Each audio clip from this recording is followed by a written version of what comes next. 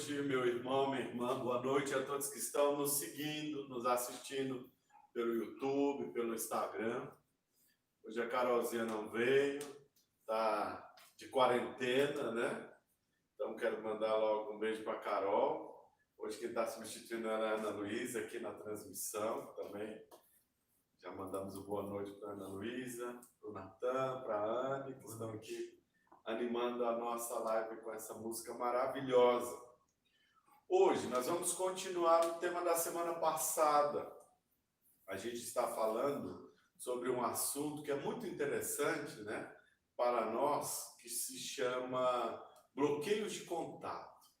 Então, só atualizando as pessoas que não assistiram semana passada, as pessoas que não estão nos assistindo, nos acompanhando durante essa sequência de lives falando sobre psicologia e religião, nós estamos falando sobre as dificuldades que nós temos de nos aproximar ou de nos relacionar com as pessoas. Na Gestalt terapia, as pessoas elas têm características pessoais e formas de funcionamento muito peculiares de cada pessoa. E às vezes a gente age de uma forma tão automática que a gente não consegue identificar que nós estamos funcionando de uma maneira errada, né? E a gente precisa melhorar. A gente sempre fala que é importante que a pessoa ela busque o psicólogo, ela busque o terapeuta para que ela consiga se compreender, se encontrar. O objetivo sempre da terapia é o autoconhecimento. Quando nós nos aproximamos do terapeuta, ele vai nos ajudar com isso, de nos autoconhecermos. Por isso que quando nós começamos a nos aproximar ou identificar qualquer sinais em nós mesmos, nas nossas atitudes, na nossa personalidade, que não sejam muito normais, né? Ou naturais, ou que causam de alguma forma alguma dificuldade na nossa relação com o outro, então é o momento da gente começar a fazer uma autorreflexão e tentar melhorarmos. Porque o ideal e o essencial na vida humana é a relação. Ou como diz na Gestalt terapia, o encontro, né? Nós precisamos fazer contato com o outro.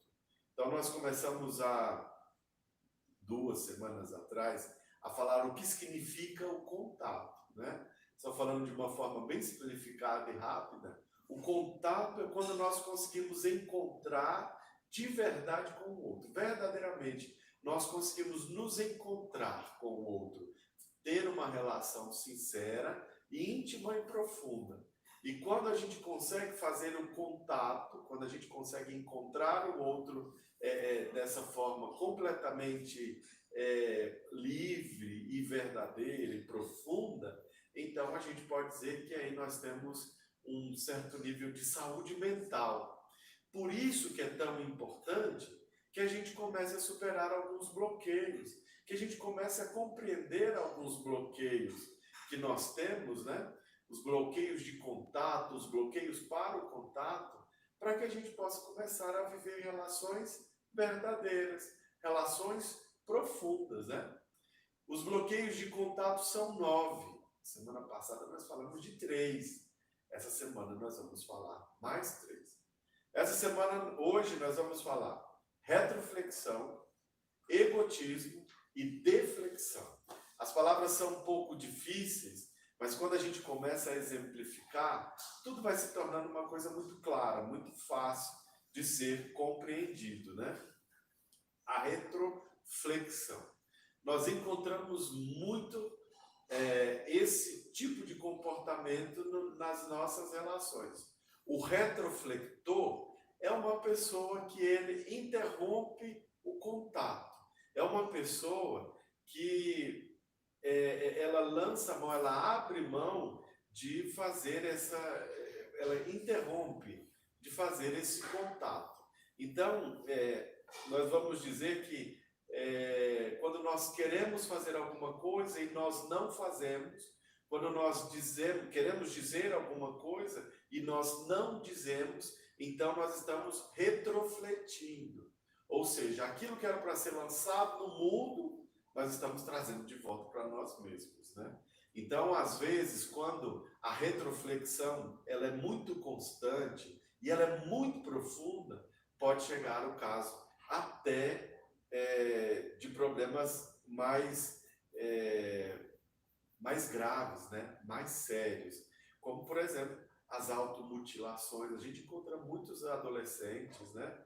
Muitos jovens na escola, né? Que às vezes pode estar o maior calor do mundo, eles estão com blusa de frio, né? Então, alguns pais têm que ter muita atenção em relação a isso, né? Por que seu filho está andando dessa forma? Né? Por que ele está se vestindo assim? Por que ele está se portando dessa maneira? E, às vezes, checar o corpo, porque a retroflexão é a incapacidade da pessoa se manifestar, se lançar no mundo, né? Essa energia que ela devia lançar para o mundo, ela joga para dentro dela mesma. Então, pode ser uma raiva, pode ser uma frustração, né? E às vezes ela faz isso com ela mesma. Então os adolescentes começam a se retalhar, né? A se cortar. Nós vamos encontrar muito adolescentes que fazem esse tipo de coisa, que ficam todo marcados, né? Então o que eles estão fazendo? Eles estão trazendo para dentro de si aquilo que ele não consegue resolver dentro do contexto. Né? Então, assim, você tem muita raiva de uma pessoa, em vez de você chegar e falar e desabafar e colocar para fora, você fica com raiva de você mesmo por alguma coisa que aquela pessoa fez. É como se você se autopunisse constantemente, né? Então, às vezes também de uma forma muito amena, né? Muito corriqueira, muito tranquilo, o retroflector é aquele que tem todas as ites, né? Eu sou um pouco retroflector, confesso.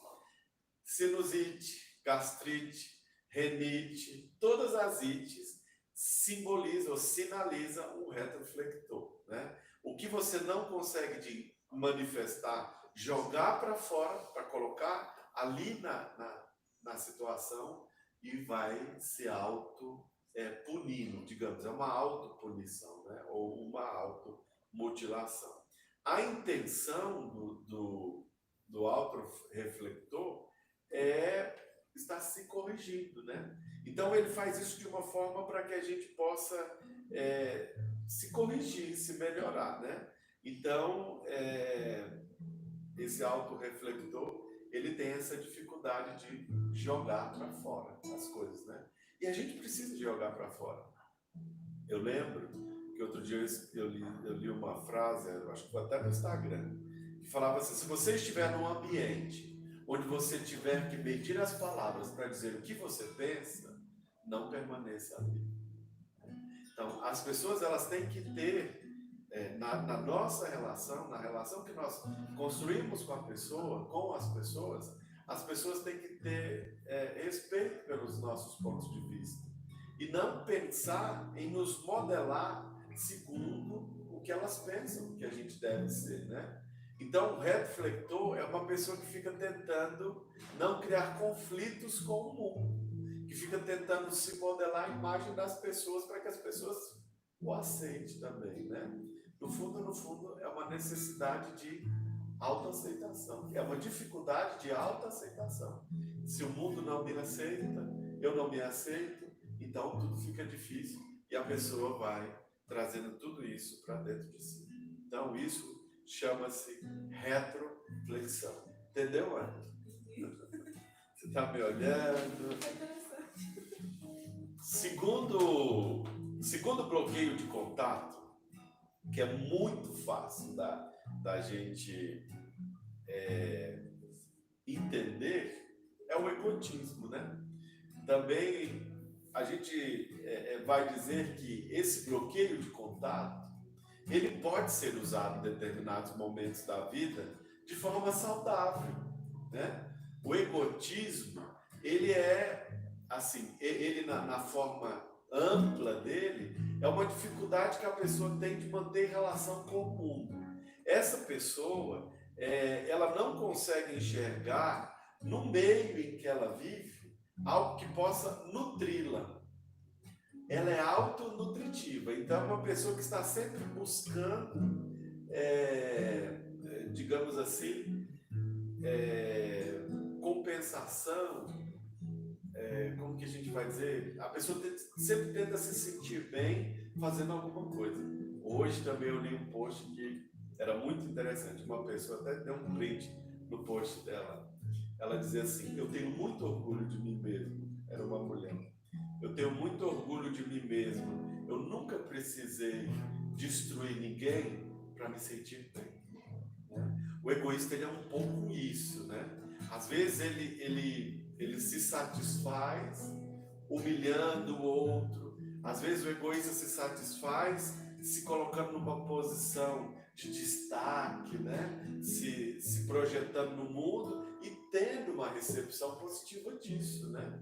Então o egoísta é uma pessoa que está presa na sua autossatisfação. Então, o egotista é aquele que entra num grupo e ele não consegue escutar os outros. Ele fala sem parar. E ele sempre está expondo seus pontos de vista, né? Ele sempre está falando dele mesmo, ele está sempre projetando o seu ego no mundo. E o que o egotista gosta? Aplausos, né? Então ele está sempre rodeado de plateia, de pessoas que possam aplaudi-lo e dizer: ó, como você é maravilhoso, ó, como você é inteligente, ó, como você é necessário, né? Então o egotista, ele tem uma necessidade profunda de que as pessoas fiquem inflando ali o seu ego, né? Fica bajulando ele, né? Fazendo sempre reverências ao seu pensamento, ao seu modo de ser, a ele, endeusando, né, essa pessoa. Mas pode existir um egotismo positivo, né? Que todos nós temos, né? Dia do seu aniversário, da sua formatura, né? Que você reúne todas aquelas pessoas e se sente nutrida em saber que você tem várias pessoas ao seu redor que lhe amam, né? Que gostam de você e que fazem questão de manifestar o seu afeto. Então, todos nós temos um pouco de egotismo, né? Esse é um egotismo saudável, né? Que a gente fala, quem não gosta? Quem não gosta de reconhecimento, né?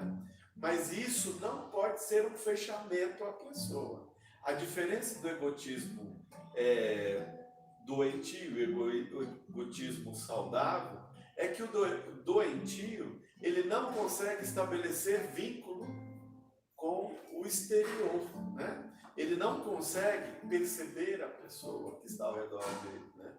É muito difícil dentro de uma relação quando a pessoa é egotista. Ela se contempla e ela acha que o outro está ali e que às vezes os outros, o outro nunca vai conseguir ser feliz longe daquela pessoa, né? Então elas se sentem inseguras, às vezes até para maltratar os seus parceiros, né? Então ele não consegue enxergar a necessidade que o outro tem. Ele não consegue perceber que aquela pessoa que está do lado dele precisa ser nutrida afetivamente também, né? O egotista só se enxerga, ele só se percebe, né? A relação dele com o mundo é uma relação bloqueada. Por isso que a gente fala os bloqueios de contato. Existe uma relação. Não existe uma relação porque existe um bloqueio entre ele e o mundo, que é o seu próprio ego, né? Já temos pergunta.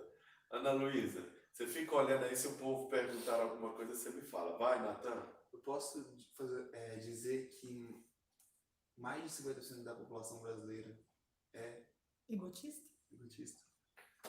A gente pode dizer que existe um número grande de egotistas, justamente porque nós vivemos em uma sociedade onde ela estimula o prazer, que é o que nós chamamos de sociedade hedonista, né?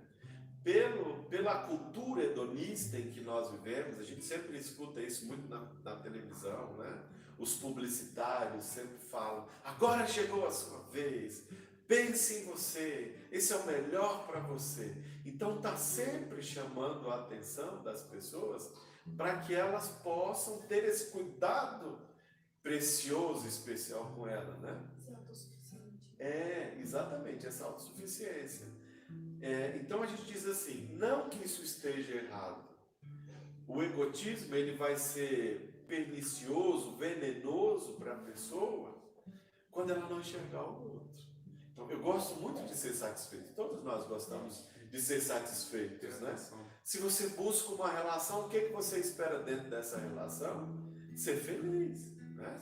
Pelo menos correspondido. E a felicidade é uma relação de mão dupla, né? Você é feliz fazendo o outro feliz, tem que ser assim, vice-versa. O egotista não. O egotista é feliz vendo-se satisfazer constantemente, né? Então o egotista é uma pessoa que não consegue enxergar.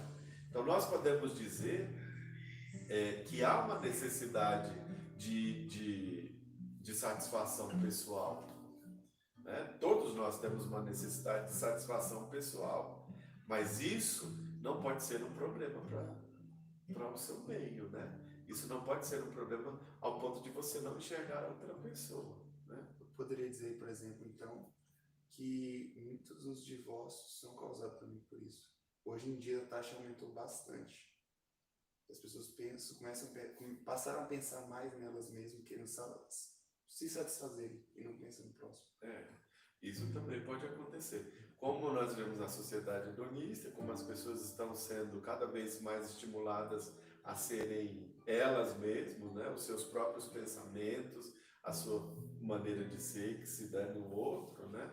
Então, claro que isso vai gerar no seu parceiro, no seu cônjuge, no seu marido, na sua mulher, isso vai gerar solidão. A pessoa que está do lado do egotista é uma pessoa solitária, porque ela não consegue comunicar-se, fazer contato com o outro. Ela vai ser sempre aquele bajulador, né? Aquela mão na roda daquela pessoa, mas ela mesma vai ser completamente esquecida, né? E como também o egotista não consegue criar vínculo, ele também é solitário, né? Porque ele só consegue se enxergar. A gente fala que as pessoas, quando começam a fazer terapia, e algumas pessoas ao redor percebem isso, elas ficam um pouco egotistas. Porque o terapeuta começa a falar para ela, olha, é preciso que você se enxergue, né? É preciso que você se veja, que você se perceba, né? Se conheça. Se conheça, né? E esse mergulho dentro de si mesmo, muitas vezes pode parecer para o outro um endeusamento de si mesmo, né? Egotismo, né? Digamos assim. É só a gente pensar que o mesmo remédio que pode curar, em doses grandes, ele pode matar, né? Então, o nosso ego é alguma coisa que nós temos que pensar dessa forma. Ele não pode se projetar de uma forma absoluta no mundo, né? Eu tenho que ter a minha, como que a gente vai dizer? A minha individualidade, a minha autopercepção, o meu amor próprio. Eu tenho que ter, mas não de forma absoluta. De maneira que eu não consiga enxergar ninguém a não ser o meu próprio umbigo. Padre, o Jonathan está perguntando se podemos dizer que uma pessoa egoísta é cheia de si mesma e vazia de Deus. Ah, com certeza. É uma pessoa, o egotista, uma das coisas que ela tem, sobretudo, é vaidade, né? O egotista, ele é uma pessoa extremamente vaidosa, que por ele projetar o ego no mundo, ele está se projetando o seu eu no mundo, né? Ele sempre projeta a sua imagem e ele sempre quer aplausos, né? Não cabe lugar na vida dele para mais ninguém, nem para Deus, né? Então, se comparar com Deus, né? Ele se coloca numa posição assim, que eles chegam... eu não vou citar nomes, né? Falar uma política anteriormente, né? Ela tinha tanta certeza certeza na sua vitória, na vitória da sua candidatura, que ela disse, agora, nem se Deus não quiser, nós vamos ganhar. Né? Então, são aquelas pessoas que exatamente o que eu estou dizendo, né? É o extremo, é o exagero, né? Que chega a esse ponto de dizer, agora, nem se Deus não quiser, eu vou ganhar, porque depende de mim. E eu sou o máximo, eu sou assim, eu sou assado, eu devo tudo isso a mim, eu sou isso. Né? É importante que a gente tenha um amor próprio, como já disse e repito novamente. Mas isso deve ser de uma forma reduzida, né? Cautela. Amena, né? A gente tem que ter a nossa autoconsciência. Eu sou uma boa pessoa, não sou mal. Eu sou inteligente. É um reconhecimento que ao longo da vida a gente vai tendo, né? Então assim, eu consigo fazer isso, eu consigo fazer aquilo. Então nem todo mundo tem o esforço que eu tenho, né? Então eu devo isso ao meu esforço também, mas graças a Deus, né? Porque comigo poderia ter sido diferente. Então o cristão ele tem uma facilidade muito grande para ser menos egotista, porque sobretudo nós católicos nós pregamos muito a humildade, né? E a gente fala tem que seguir os passos de Jesus, né? Lembram da Semana Santa, da missa do lava-pés, né?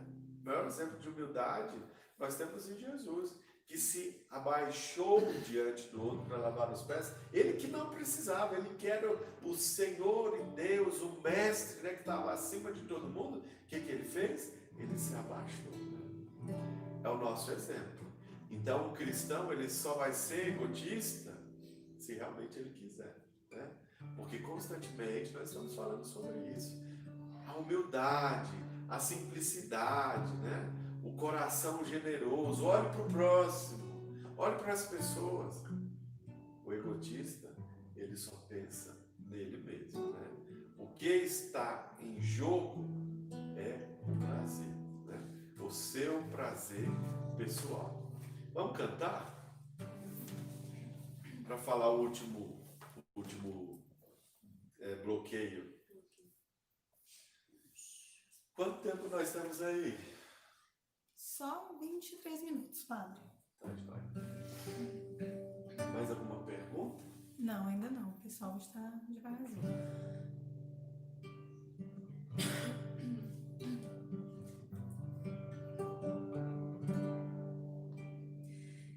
Essa é uma canção de amor.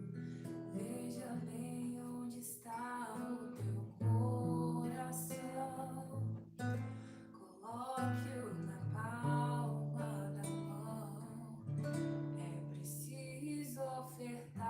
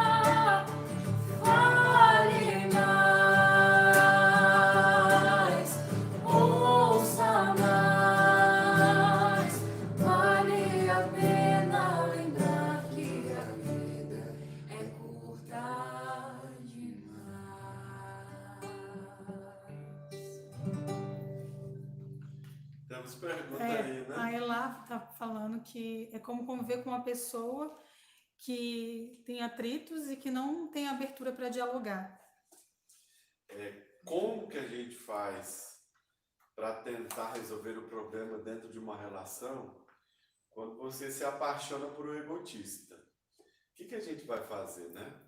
Você se envolveu com a pessoa, está casada com ela, tem filhos com essa pessoa, só que ela é egotista. O que você vai fazer? Vocês têm sugestão aí? Tem, Anne? Vamos rezar, Padre. Reza, porque senão não dá certo. Eu acho que você tem que buscar conversar com a pessoa. Se ela não der abertura, é porque talvez você esteja tentando de uma forma errada.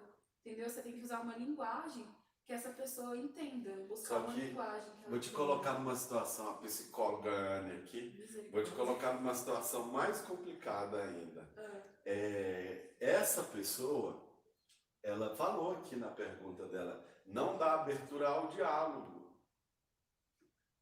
Eu acho que ela Antes do senhor responder, estão perguntando se existe cura para o egotista. Existe cura sim, mas vamos adiante aí. Eu Vamos. Essa acho que- primeira... Eu acho que hoje em dia não existe só o diálogo, tem outras formas de se interagir com uma pessoa. Fazer, por exemplo, vamos supor que seja entre um pai e um filho.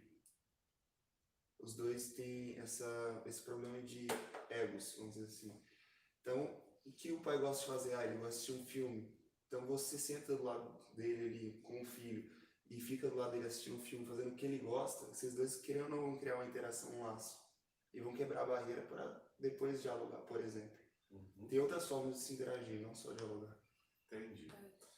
Bem, mas essa situação é um pouco complexa. Porque tenta entender, eu conheço ela é minha amiga desde adolescência, só 10 anos que a gente se conhece. Tem um relacionamento com uma pessoa extremamente egotista, que não consegue dialogar, que é fechado. Como que você faz para lidar com uma pessoa egotista? Se essa pessoa ela é egotista e ela está vinculada a você, se ligou a você, é porque você está nutrindo de alguma forma a expectativa dela, o ego dela. Então, como que a gente faz para dar um choque de realidade no egotista? Corta a fonte que está nutrindo o sentimento, a energia dessa pessoa, o que faz com que ela se sinta bem. Ou seja, colocou a pessoa, está vivendo numa relação onde ela colocou o egotista numa zona de conforto. É uma pessoa muito boa, que dá status para o marido, blá, blá, blá, uma série de situações. Então, como que eu vou fazer se eu não consigo resolver com a pessoa? Você não consegue resolver isso com a pessoa. O que você tem que fazer? Qual é a chance que você tem de, sem se separar da pessoa, sem abandonar a pessoa, resolver esse problema? Corta a fonte que nutre o ego dessa pessoa. Mas aí não vai vir as brigas, as discussões? Então aí há abertura para o diálogo. E aí, porque para uma coisa melhorar, primeiro a gente tem que estremecer, né? Então assim, você não gostou do que eu fiz? Pois é, você não faz isso comigo, né?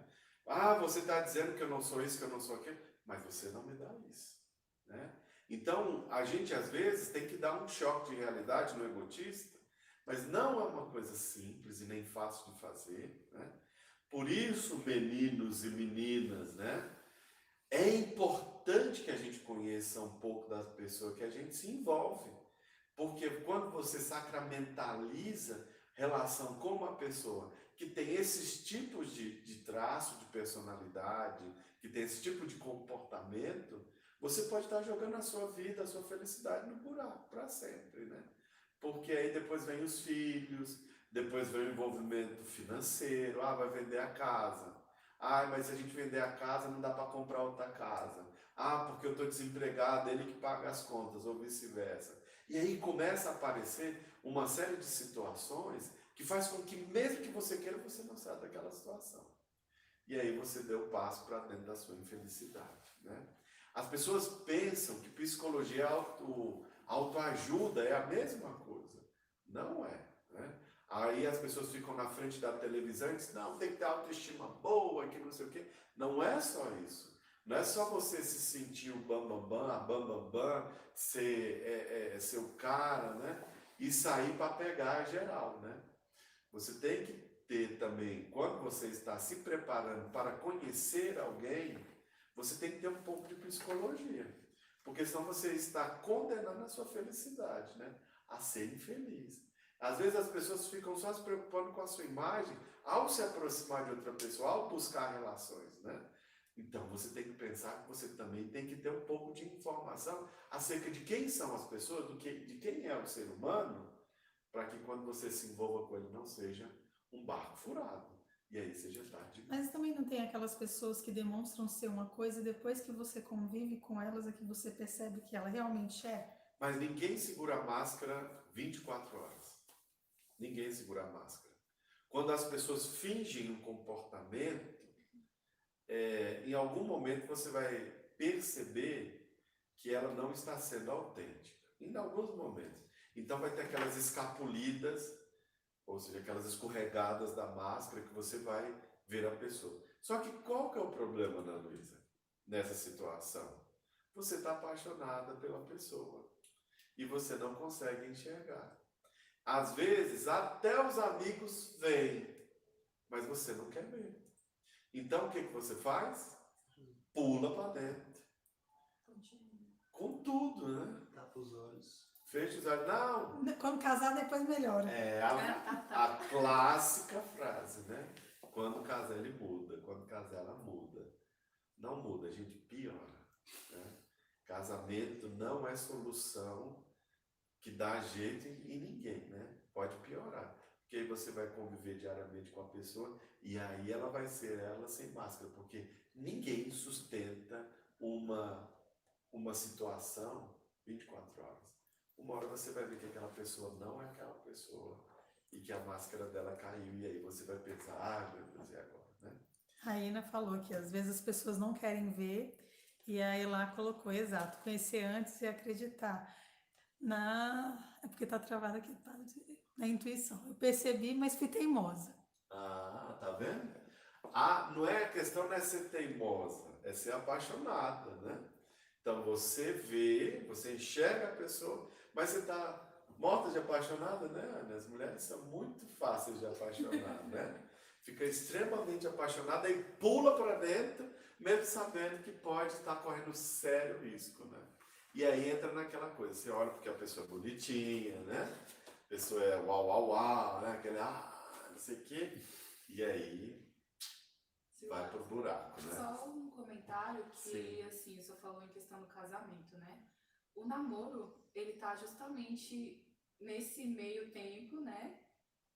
Justamente para você poder ajudar, ajustar as coisas, né? Preparar. É muito interessante essa consideração, porque assim, as pessoas não levam a sério o namoro.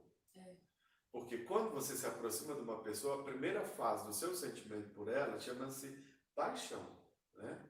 Então, a paixão é aquele encantamento que você não consegue perceber, né, muitas coisas, né? Porque a pessoa tem mau hálito, porque ela não toma banho, né? Mas não tem nada, né? Mas ele é lindo, além disso ele é isso, ele é aquilo, e fica enrolando, né? Tirando de campo essa situação e falando, não, mas vai dar tudo vai dar certo. E quando a paixão acaba, aquele mau hábito, aquela dificuldade de tomar banho, né? Outros comportamentos, eles já não são tão insignificantes. Eles começam a pesar. E aí você começa a falar para a pessoa. E quando a pessoa é muito estúpida, ela vai virar e dizer assim para você, você me conheceu assim. É a síndrome da Gabriela, né? Eu nasci assim, eu sou mesmo assim, vou morrer assim, né? Paixão cega que a Rosângela colocou aqui. E aí você vai dizer, o que eu vou fazer? Aí é a hora de você escolher, né? Esse é o momento da sua decisão. Quando você não está agindo sentimentalmente, né? Emocionalmente, mas você está agindo racionalmente. Então vamos ponderar as coisas, né? Eu tenho um caso, né, de uma amiga, eu não vou falar o nome dela, ela namorou acho que 8 anos com um rapaz. E ela demorou 8 anos para compreender que ele não era a pessoa ideal. Ele não tinha maturidade suficiente para casar. Pode demorar o tempo que for. Se você está inseguro com a pessoa, vai protelando, vai levando adiante, né? E até o dia que você tira total conclusão, e você diz, não muda, não muda. A Flávia colocou aqui, muitas vezes a pessoa tem medo de ficar sozinha, principalmente as mulheres. Por isso sabe de tudo, mas faz-se de egípcia. Adorei essa frase. É egípcio. Faz de egípcia. Exatamente. Daí vem o relacionamento. O problema é que, assim, as pessoas hoje utilizam do namoro não da forma correta de fazer, de conhecer, de trilhar. Hoje eu falo, não, vamos namorar, casar, se não der certo, separa. Mas isso acontece mesmo. As mulheres têm muito medo da solidão, mais do que os homens. Os homens até conseguem viver só bem, né? Ficam bem sozinhos. Mas as mulheres, mais dificilmente. Tanto que elas normalmente tentam emendar uma relação atrás da outra, que é um outro problema também. Porque quando você vai emendando uma relação atrás da outra, você não vai tendo condições de se perceber também, porque numa relação, muitas vezes existe uma fusão das pessoas, né? E às vezes você passa a agir, a pensar e a fazer as coisas que a pessoa quer. E quando você vai emendando uma relação na outra, e não há esse distanciamento de você se ver, de você se enxergar, aí acaba sendo que você vai se despersonificando, né? Então você vai sendo mais o que as pessoas são, o que elas querem, e tocando a sua vida conforme as pessoas fazem, né? E, claro, o medo da solidão muitas vezes é o que faz as pessoas entrarem em algumas roubadas, né? Em algumas relações muito difíceis, né? A Raina colocou aqui que o namoro é o período de conhecimento, de lapidações de ambos, e o namoro que os dois precisam procurar ser mais compreensível no máximo possível. E a Rosângela colocou que os jovens de hoje não querem compromisso, querem viver curtindo. Esse é o problema, né? Se você vive curtindo com outro, você nunca vai conhecer ninguém de verdade. E você só pode ter uma relação séria, né? E isso, a psicologia fala que quando uma pessoa está madura, por exemplo, características de maturidade, de personalidade, autonomia financeira, é uma pessoa que é capaz, que tem condições de se auto-manter. Segundo, maturidade afetiva. Quando a pessoa ela é capaz de estabelecer um vínculo profundo com uma pessoa. Então, os que ficam trocando, eles são imaturos afetivos, afetivamente imaturos. Aí, o que acontece? Que às vezes dá até nulidade de casamento. É uma questão que entra nas nulidades dos casamentos nos tribunais eclesiásticos.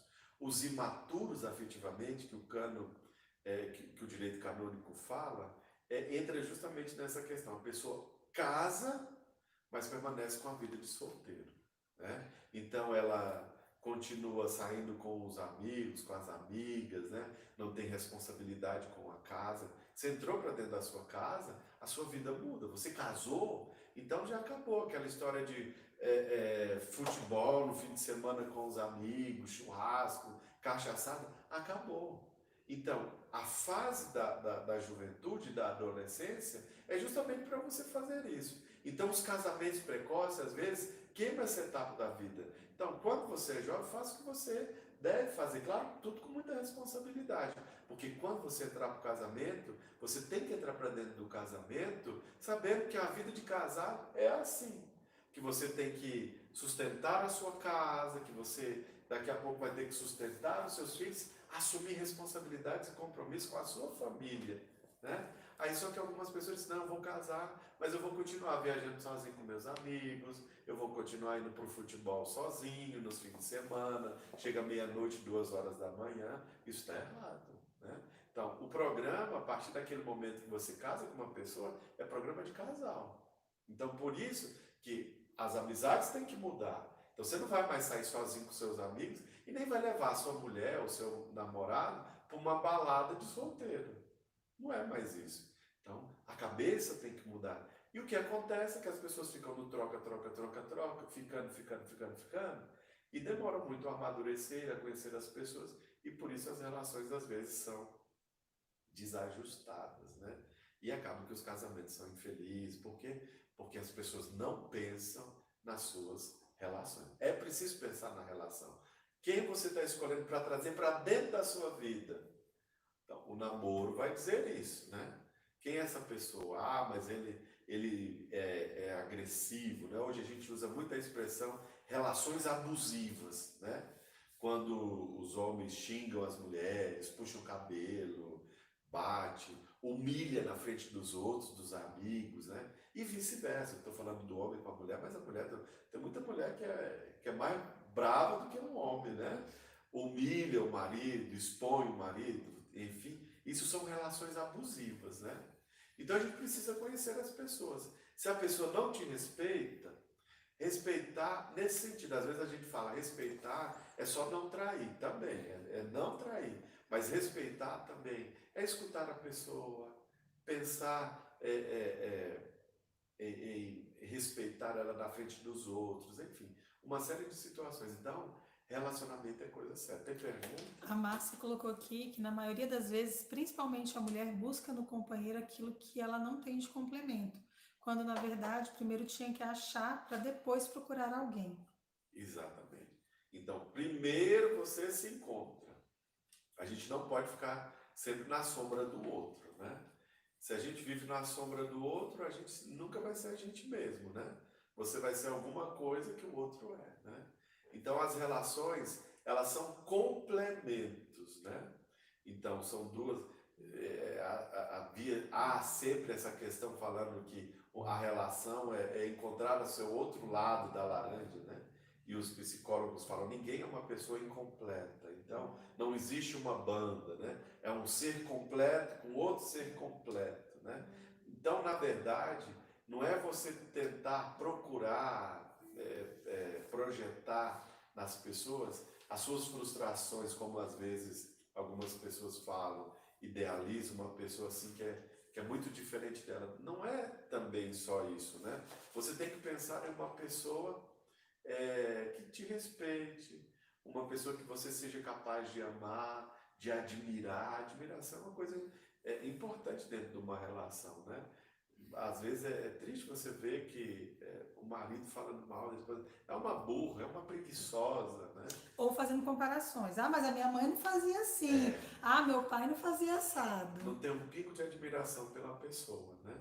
Fica sempre colocando ela abaixo das outras pessoas que ele conhece, né? A Rosângela colocou aqui que os homens demoram a ter mais maturidade do que as mulheres. Pode ser. Vamos adiante, senão eu não acabo. Já são 15 para as 10, eu tenho mais 5 minutos para acabar esse e puxar aqui o outro assunto. Então vamos lá. A deflexão. Falamos de três bloqueios de contato. O primeiro foi o... Vocês lembram? O nome é mais... Retroflexão. Retroflexão, deflexão e egotismo. O egotismo é o mais fácil. Né? Esses outros realmente são muito complicados. O que é a deflexão? A deflexão é simples da gente entender. Por exemplo, você está falando com uma pessoa e de repente você desviou o olhar dela. A gente fala que nesse momento você defletiu. Então você está conversando, de repente você vira, né? A deflexão também pode ser, você chegou em casa, no almoço de família, aí vem aquela tia linguaruda, né? Para não dizer fofoqueira. Desânimo, até hoje você não está namorando, minha filha, o que aconteceu? E quando ela começa a te perguntar isso, você fala, tia, hoje está tão quente, né?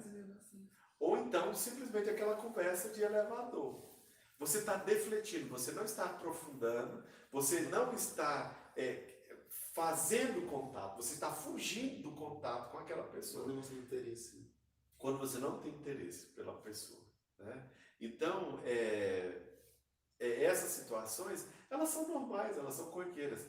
É aquilo que eu falei. Nem todos os bloqueios de contato, eles são problemas ou eles são doenças mentais. Não, eles são estratégias que a gente usa para a gente poder se relacionar, né? Então, a deflexão é essa dificuldade que a gente tem, às vezes, de manter contato, né? A pessoa deflexiva são as pessoas que falam muito, muito, muito, muito e elas, assim, não são profundas, elas são sempre muito superficiais, né? Os discursos políticos, que às vezes nunca levam a nada, os filósofos, né, que falam muito, né? Os deflexivos são aquelas pessoas que quando elas chegam na terapia, e é muito difícil, é muito complicado isso, o psicólogo pergunta para ela acerca dela mesma e ela começa a viajar, né? Então, quem é você? Me fala de você. E a pessoa não consegue fazer esse contato com ela mesma, né? Então, o deflexivo, de uma certa forma, também é uma pessoa solitária. Que ela, por ela não conseguir estabelecer vínculo, ela não conseguir estabelecer contato com a pessoa, ela vive só, né? Ela não consegue se aprofundar, né? E, consequentemente, ela não consegue estabelecer emoções, né? Ela não consegue ter esse tipo de coisa com as pessoas, né? E, então, para essa pessoa, tudo é uma forma de não lidar com o mundo. Ela vive na superficialidade de tudo, né? Ela não faz contato. Ela vive, digamos, como uma folha, como uma folha ao vento, né? Hoje tá Lançada, frio, tá frio. assim. Hã? A pessoa é assim, hoje tá frio, tá frio. Tá quente, tá quente. Tipo isso. Não evolui. A conversa com o deflexivo, ela não evolui.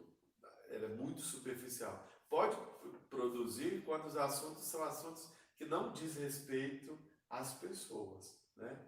Elas não diz respeito.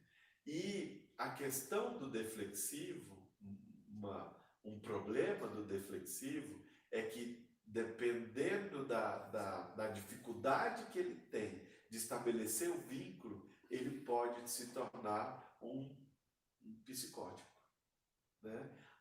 O extremo do deflexivo é a psicose, mas isso em casos muito mais profundos, né? Então, uma pessoa que não estabelece de forma nenhuma vínculo com outros, né? Então, às vezes é saudável ser deflexivo, né? Quando tem uma pessoa tóxica, né? As pessoas que vão lá te envenenar, porque, não sei, vai encher sua cabeça, falar bobagem, né?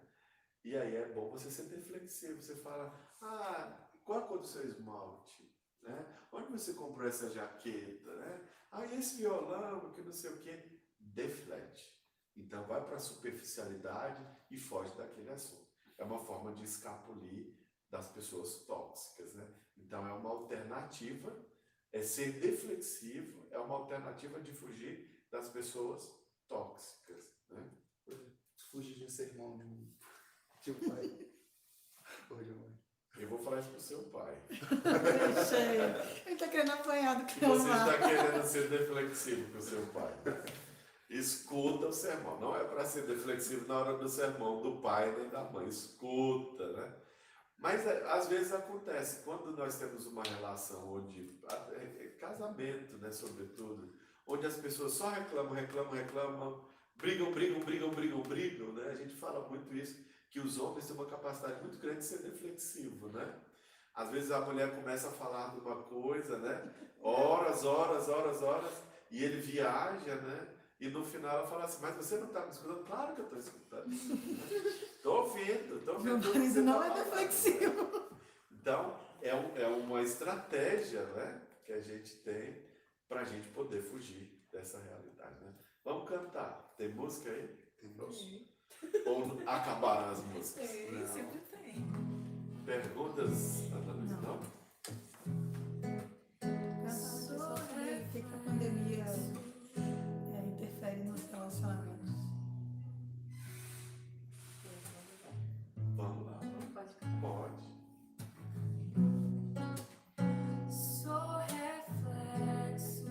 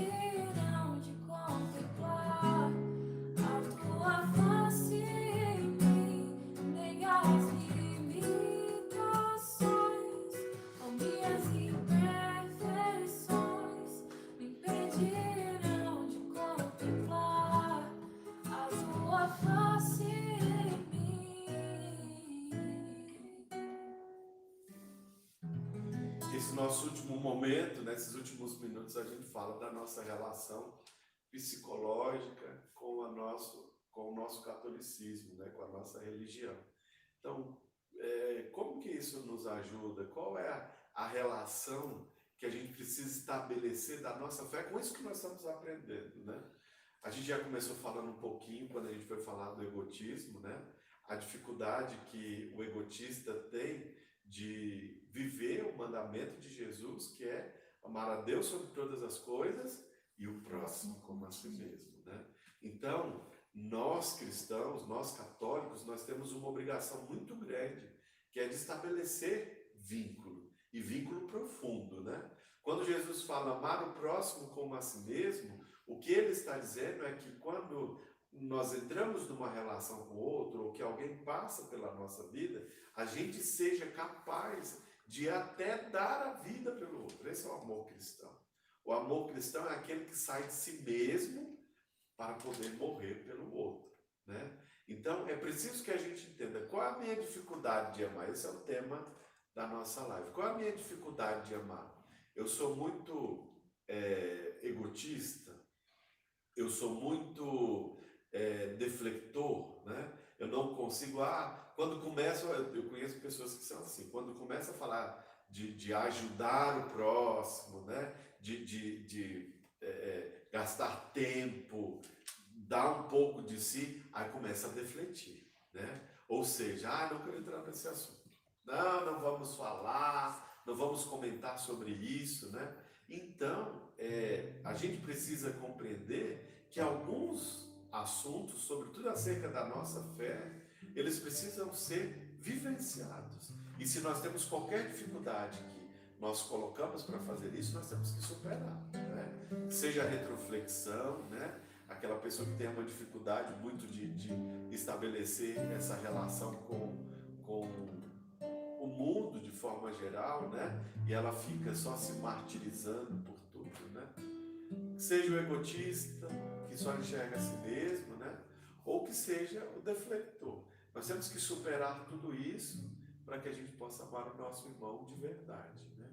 Então, esse é o mandamento nosso. Isso é o mandato de Jesus. Amar o próximo como a si mesmo, né? Então, por isso nós temos que nos enxergar, por isso nós temos que nos entender, para que a dor do outro seja a minha dor, o sofrimento do outro seja o meu sofrimento, né? E que a gente possa fazer contatos com o próximo, fazer contatos com o nosso irmão. Tem mais uma pergunta. A Fê está perguntando: até onde devemos amar? Existe um limite? Devemos amar até a morte, né? O que Jesus diz, amar o próximo como a si mesmo. Em algum momento nós vamos desistir de nos amar? É impossível, né? É difícil. A gente inclusive fala que a pessoa, quando chega a se suicidar, ela só é capaz de fazer isso porque ela está vivendo um momento de loucura, onde ela não está fazendo contato com a realidade. Porque a ordem natural das coisas é que a gente tem um sentimento de autopreservação. Tanto que se você colocar a mão na chapa quente, imediatamente você vai tirar a mão. Então, a defesa, a autoproteção, ela é natural. Então, ninguém nunca vai se matar. O próprio Jesus já disse isso. Ninguém vai fazer mal ao seu corpo. Ninguém vai se maltratar, né? Então, assim, nós devemos fazer com o outro. Amar até ser capaz de dar a vida. O Elias, só um pouquinho, padre, perguntou aqui: como amar através do serviço ao outro? Amar, fazer o serviço ao outro já é amor, né? Disponibilizar-se ao serviço já é amor, né? Isso já é amor. Até a música fala isso, né? Qualquer gesto de amor é amar, né? A menor intenção de amor. Lembra do Vida Reluz, né? Enfim. Servir é amar, né? Vamos agradecer, já chegou a nossa hora, daqui a pouco o Instagram vai desligar, faltam só 3 minutos. Quero agradecer a todas as pessoas que nos acompanharam. Semana que vem, 9 horas. Hoje eu publiquei um post colocando que era 8h30. Me perdoe, amanhã, semana que vem vou postar direitinho, né? E na semana que vem nós vamos falar a última parte dos bloqueios de contato, né? Então espero vocês para que a gente possa refletir mais sobre nós mesmos, sobre as nossas condições e sobre a nossa permanência no mundo, né? Obrigado, Ana Luísa, obrigado, Natan, obrigado, Ana. Fiquem com Deus, boa noite a todos, que Deus nos abençoe.